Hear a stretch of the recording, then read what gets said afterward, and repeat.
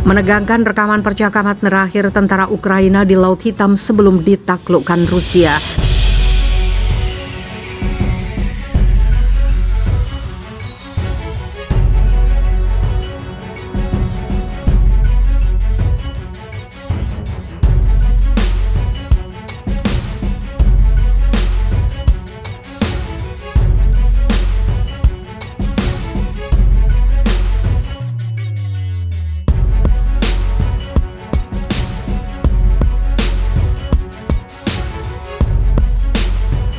Beredar rekaman terakhir sebelum 13 tentara Ukraina tewas dalam invasi Rusia. Rekaman terakhir tersebut terjadi saat para tentara Ukraina yang menjaga Pulau Ziminy di Laut Hitam diserang Rusia. Rekaman percakapan tersebut saat ini sudah menyebar dan viral di berbagai media. Isi dari rekaman menggambarkan kondisi yang menegangkan di Pulau Ziminy. Tentara Ukraina diserang karena ogah menyerah. Di berbagai laporan, 13 tentara Ukraina yang menjaga pulau kemudian diserang militer Rusia karena tidak mau menyerah. Percakapan antara tentara Rusia dan Ukraina terdengar jelas dalam rekaman tersebut, di mana pihak tentara Rusia dan Ukraina saling menjawab pertanyaan. Kemudian datang peringatan keras kepada tentara Ukraina dari pihak Rusia. Mereka minta tentara Ukraina untuk menyerah dan meletakkan semua senjata yang ada.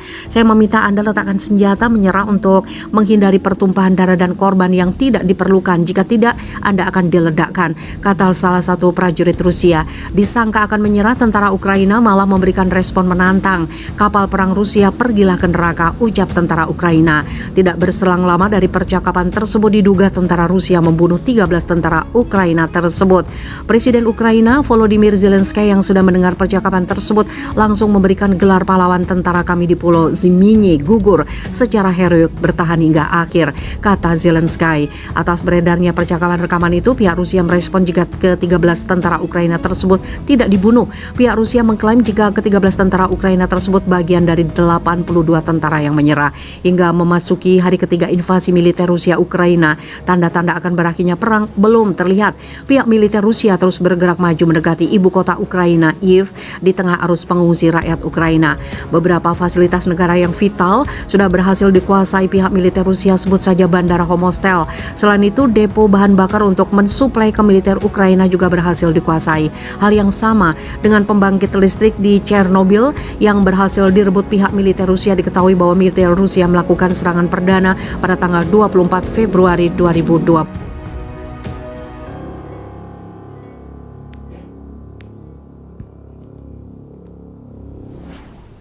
Buntut operasi militer, Ukraina didukung Israel sedangkan Rusia didukung Palestina. Ini keterangannya. Ukraina mendapat dukungan dari negara Israel, sedangkan Rusia mendapat dukungan dari negara Palestina saat operasi militer. Pada pagi ini, Vladimir Putin selaku Presiden Rusia telah mengumumkan perintah invasi ke Ukraina. Pengumuman itu disampaikan melalui pidatonya yang juga ditayangkan di salah satu saluran televisi setempat. Saya telah memutuskan untuk memerintahkan operasi militer ke daerah timur Ukraina, ungkap Putin dikutip oleh seputar Gresik dari AFP. Peristiwa ini sontak mendapat perhatian dari berbagai negara di belahan dunia. Negara-negara lain pun turut menyoroti perang yang melibatkan negara Rusia dengan Ukraina. Di Indonesia sendiri, beberapa tagar yang berkaitan dengan perang Rusia-Ukraina terbukti membanjiri platform Twitter.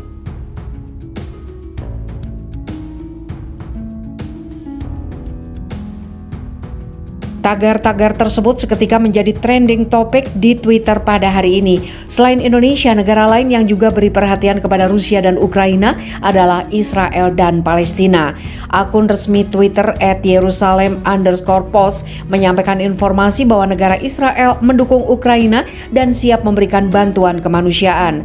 Israel siap memberikan bantuan kemanusiaan segera ke Ukraina. Menteri Imigrasi dan Penyerapan Israel, Pnina Tamanus-Sata, keterangan akun tersebut pada hari ini. Sebaliknya, negara Palestina tampak bertentangan dengan Israel. Berbeda dengan Israel, Palestina menyampaikan dukungannya kepada Rusia. Hal itu diketahui melalui unggahan akun Twitter resmi @Israel pada siang hari ini.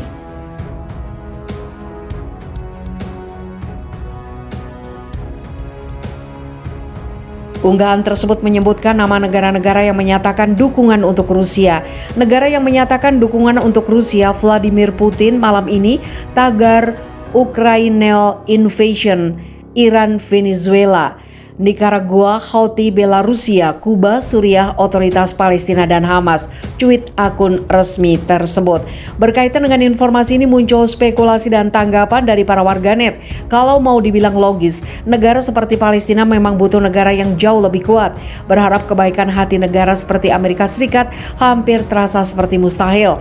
Hanya Rusia sebagai negara besar yang memungkinkan untuk memeluk Palestina. Tanggapan akun @zul. Beberapa warganet lain pun tampak menanggapi informasi tersebut yang mengatakan bahwa negaranya dijajah justru mendukung penjajahan di negara lain. Tanggapan @Andre.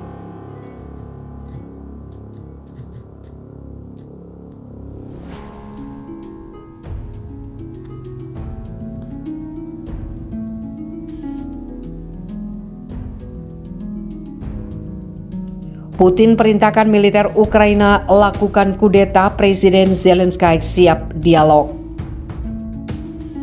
Di tengah invasi Moskow ke Ukraina, Presiden Rusia Vladimir Putin menyerukan kepada militer Kiev untuk menggulingkan pemerintahan Presiden Volodymyr Zelensky. Seruan tersebut disampaikan Putin dalam pidato yang disiarkan di televisi Rusia pada Jumat waktu setempat, hari kedua serangan Rusia ke Ukraina. Ambil kekuasaan ke dalam genggaman tangan Anda, militer Ukraina. Ini akan mempermudah kita untuk mencapai kesepakatan, ujar Putin sebagaimana dikutip dari Reuters. Dalam pidatonya, Putin mendeskripsikan pemimpin Ukraina saat ini sebagai teroris dan geng pecandu narkoba. Tampaknya akan lebih mudah bagi kami untuk bersepakat dengan Anda, militer Ukraina, dibandingkan dengan geng pecandu narkoba dan para neonazi ini, beber Putin merujuk pada kepemimpinan Zelensky. Ia turut mengapresiasi pasukan Rusia yang telah melakukan invasi di Ukraina atau yang disebut sebagai operasi militer khusus di Donbas oleh Moskow. Menurut Putin, pasukan Rusia telah bertindak secara berani, profesional, dan heroik.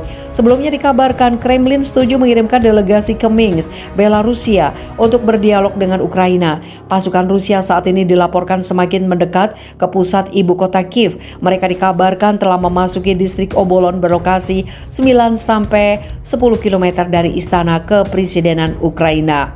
Di sisi lain, Ukraina disebut menginginkan perdamaian dan siap untuk melakukan pembicaraan dengan Rusia, termasuk mengenai status netralnya mengenai NATO. Penasihat Presiden Ukraina, Mikhailo Podolyak, mengatakan jika pembicaraan tersebut memungkinkan itu harus diadakan.